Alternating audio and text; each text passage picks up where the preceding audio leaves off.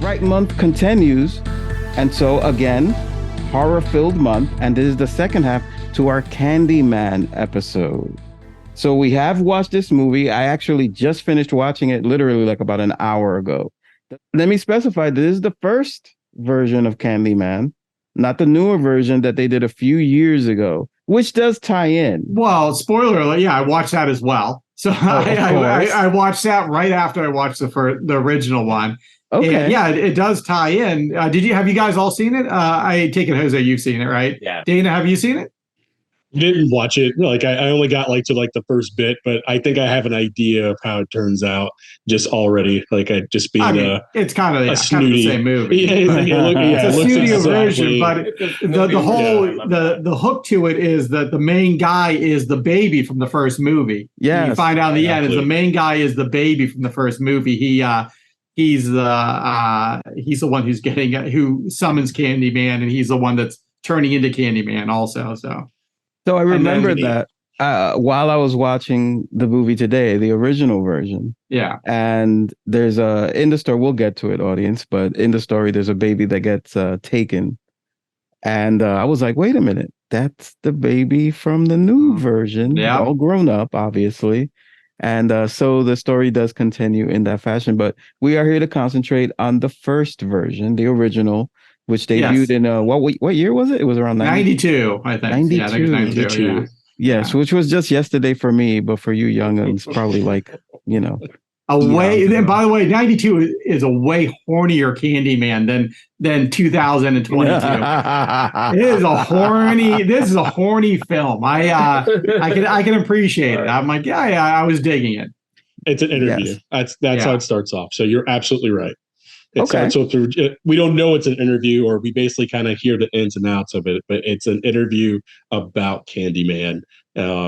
That's where we start off with. Some white girl inviting some bad boy over to her house to make out, right? Isn't that how it starts out? Mm-hmm. The worst looking bad boy, the most geekiest looking bad boy. So that guy, I'm like, man, he looks familiar. And I'm like, where do I know this guy from? He looks like somebody I know. And so I read his IMDb. That's Sam Raimi's brother.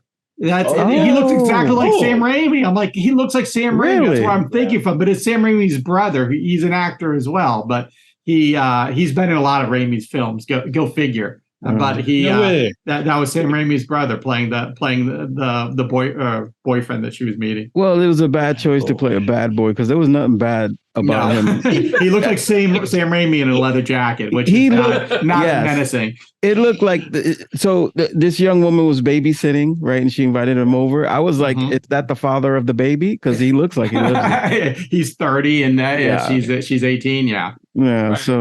So we're hearing a story of one of Candyman's victims, and it's this babysitter and her so-called bad boy.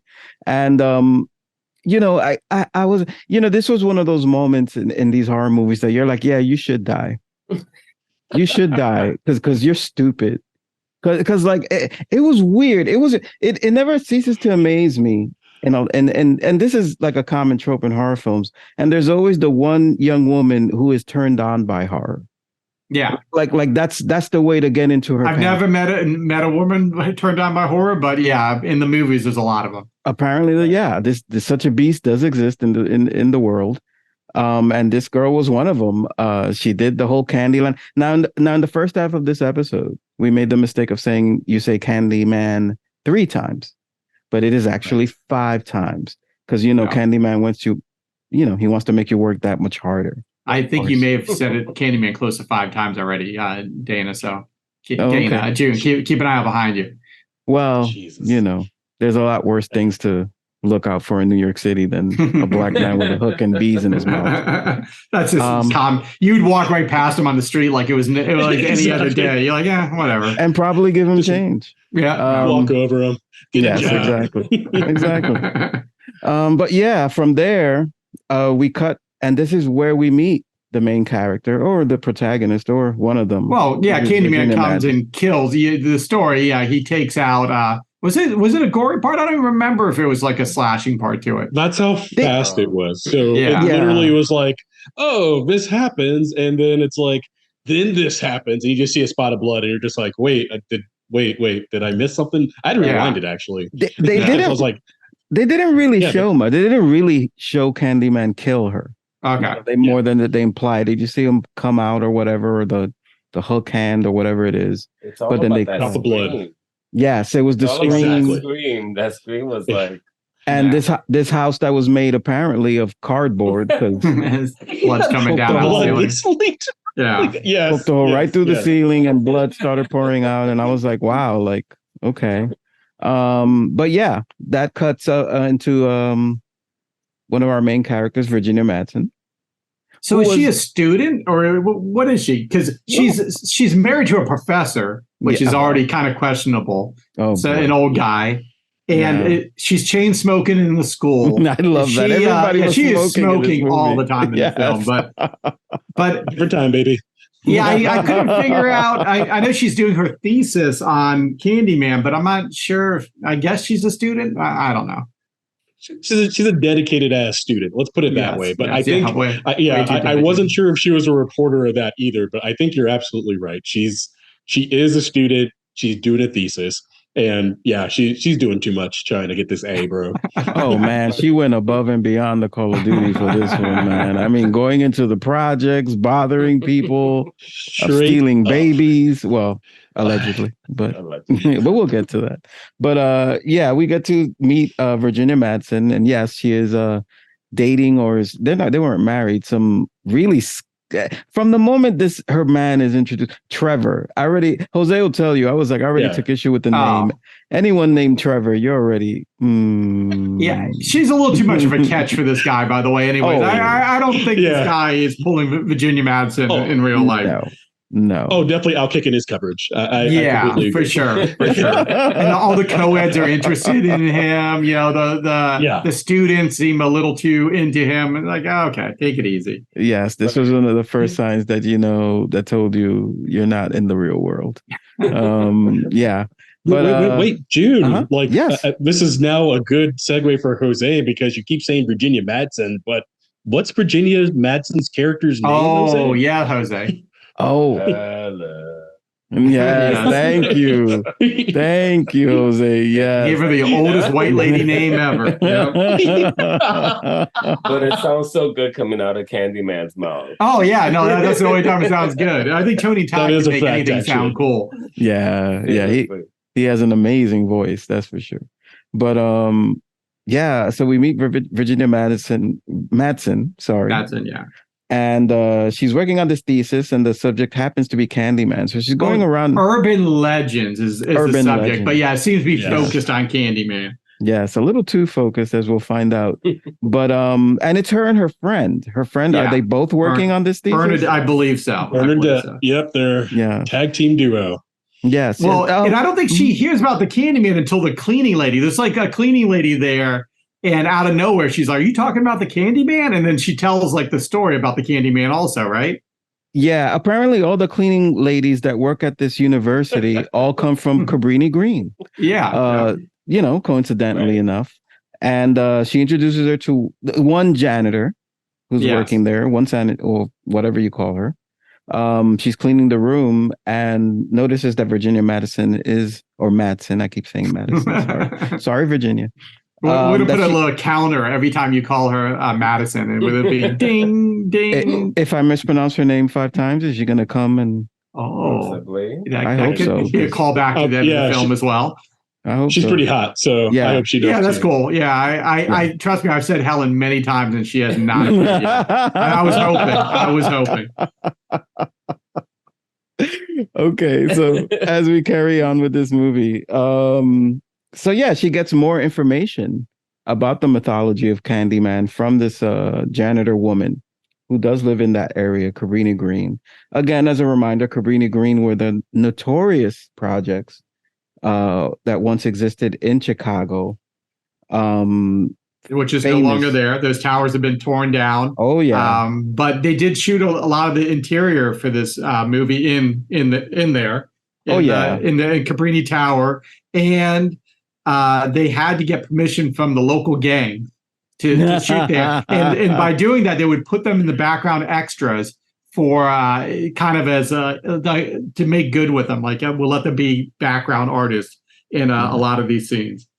This is the best Scott knows everything, by the way. Yes. You should just change it to Scott reads IMDb trivia facts. You know, if you guys actually read them, you would know the same stories I'm telling. By the way, I just like to get my game news from the streets, baby. Yeah. Oh, interesting facts. It's time for Jose's interesting facts. Yes. Because while I was watching it, he happened to come by and he schooled me that the woman who played her friend in the movie is actually a director herself. Isn't that right, Jose? Oh, she is. She is. Okay. Lemons? Oh my God. I can't. I know her for so many movies, and this movie had so many people who played in so many movies. I think we talked about that in part 1, but then like the more I was like, I know this lady from Silence of the Lambs. She was Jodie Foster's best friend in the Academy in Silence of the Lambs. Yeah. Was it Miss Everly's Boys too? Like she's in a lot of stuff. Yeah, I just was like, but she did her first directorial debut was Eve's Bayou. Oh, there we go. Wow, that's there we go. Impressive. Actually, that's really good. And I was looking into the rest of like the stuff that she's directed, and I felt like I love Eve's Bayou. I don't know if you guys have watched Eve's Bayou. I do too. Film.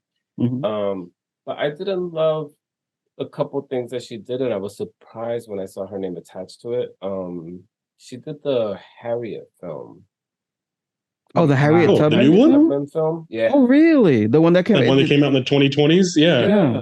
Okay. I was so excited to see that movie, and the story's great. I don't think it was done. I don't think it did justice for the story. Basically, that was my sort of input on Harriet. I was really excited to watch it. And then she did Whitney Houston's "I Want to Dance with Somebody" recently. Really? Yeah. Wow. The Netflix movie. Well, I call it the Netflix movie because that's where I watched it. Yeah.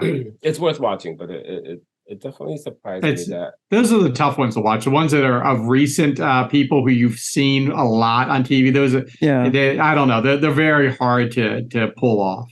It's a little eerie. Yeah. That was too soon. Yeah, that one I thought was just way too soon. Yeah, I need a good 10 years or so. But yeah. So where were we with Candyman? So Bernadette, we know that she's hot as well. Yes, she's so beautiful. She's Oh beautiful. Yeah. And Okay. really, she's not into this like Helen is. Helen is all go-getter. She's kind of very hesitant. She really doesn't want to go to Cabrini Green. I don't think she's really into this whole urban legend thing. This white lady is pulling her down this path. Yes. This is the original, like, bitch, don't go in there. Like, she's the original ride or die. She was just like, and I guess we're moving a little bit forward with the story, but she's like, all right, let's go to the Cabrini Greens. Look at it. We should go and investigate. She's like, bitch, we look like cops.